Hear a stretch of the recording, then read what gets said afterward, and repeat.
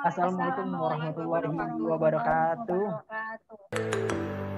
Kami dari kelompok 9, nama saya Mega Widya Agustin. Saya Mila Evan Fadila. Nama saya Matori Muhammad Piliansyah Putra Pertama. Pada pertemuan kali ini, kami akan membawakan materi pada mata kuliah pengantar ilmu ekonomi yang dibimbing oleh dosen Dr. Anda Haji Setiarso MD, MM, CMA, CFRM, CP, CHP.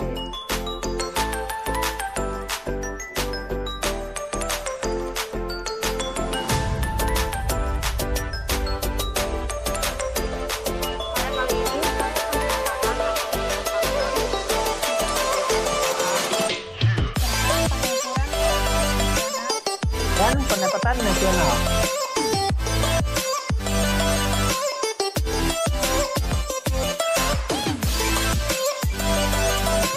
Berikut ini bentuk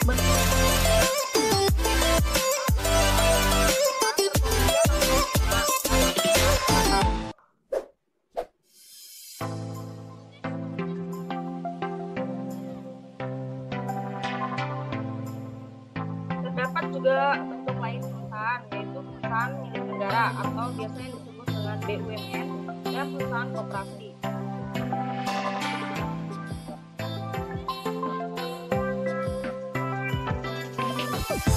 Tujuan perusahaan adalah mengumpulkan keuntungan. Keuntungan yang diperoleh akan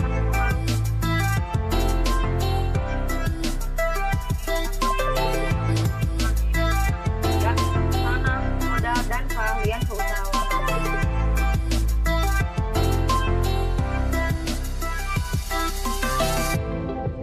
Fungsi produksi. Fungsi produksi menggambarkan teknologi yang akan dipakai oleh suatu perusahaan, khususnya manufaktur. Fungsi produksi menggambarkan bagaimana metode produksi yang digunakan perusahaan secara efisien dan efektif. Fungsi produksi dinyatakan dalam bentuk rumus Q, K, L, R, T. Q output, K kapital atau modal, L labor atau tenaga kerja, R research atau sumber daya, T teknologi. Teori produksi dalam ilmu ekonomi membedakan analisanya kepada dua pendekatan, yaitu teori produksi dengan satu faktor ubah. Dalam analisis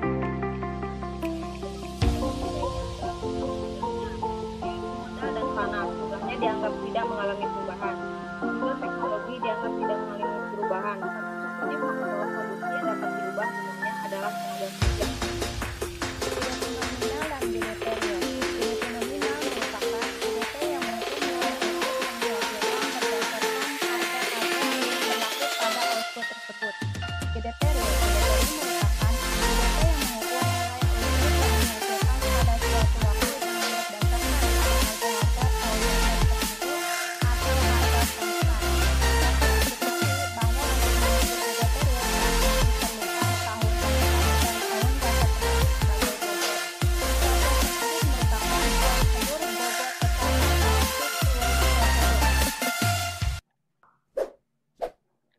Perhitungan GDP dan indeks harga konsumen. Selain ada GDP nominal dan ada GDP real, ada pula GDP deflator. GDP deflator berguna untuk mengukur tingkat harga-harga saat ini relatif terhadap tingkat harga barang pokok. GDP deflator sendiri memiliki arti atau ukuran yang disebut sebagai perbandingan GDP nominal dan GDP real dikalikan 100 atau dapat dirumuskan dengan GDP deflator sama dengan GDP nominal per GDP real kali 100. GDP deflator merupakan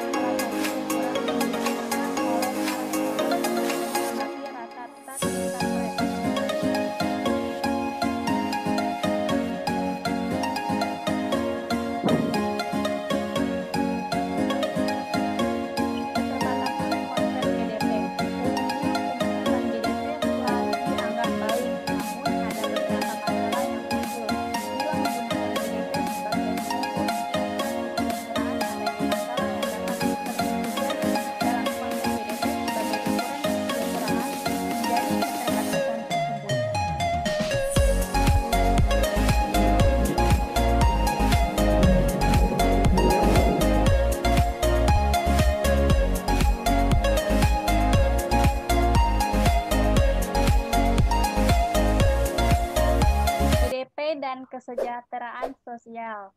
GDP bukanlah ukuran kesejahteraan sempurna.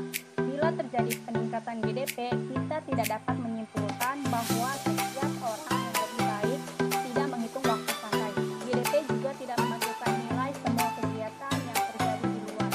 GDP juga tidak memasukkan kualitas solusi dan distribusi pendapatan.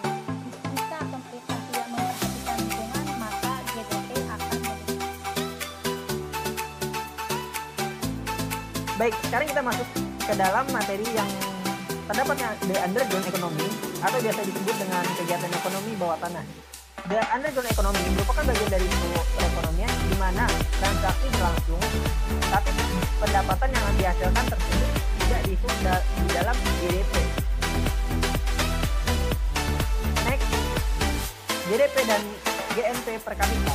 Perbedaan antara GDP dengan GNP per kapita yaitu dari perbedaan konsepnya. GDP menghitung pendapatan nasional berdasarkan konsep kewilayahan, sedangkan GNP berdasarkan konsep kewarganegaraan.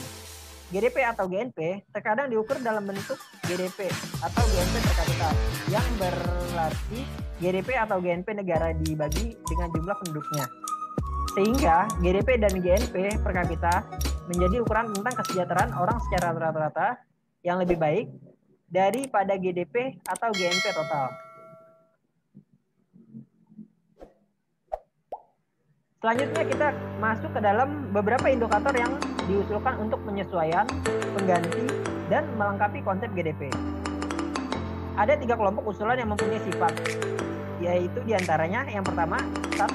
Kategori penyesuaian terhadap konsep GDP sebagai konsep ekonomi yang tradisional dengan memasukkan faktor lingkungan dan sosial.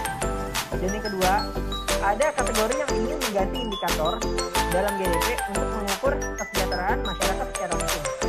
Dan yang terakhir, kategori untuk melengkapi GDP dengan menambah informasi tentang lingkungan dan sosial. Konsep GDP hijau atau biasa disebut dalam bahasa Inggris Green GDP. GDP hijau adalah sistem akuntansi yang dikembangkan dari sistem pendapatan nasional. Dalam GDP hijau berbeda dengan perhitungan GDP biasa karena memperhitungkan sumber daya alam terhadap pembangunan dan biaya-biaya yang disebabkan oleh adanya pola dan degradasi lingkungan. Secara umum, perhitungan GDP hijau sebagai berikut. GDP hijau sama dengan GDP dikurangi depresiasi sumber daya alam, lalu dikurangi biaya polusi. Sekian pemaparan materi presentasi dari kelompok kami. Kurang lebihnya kami mohon maaf. Kami ucapkan terima kasih. Assalamualaikum warahmatullahi wabarakatuh. See you.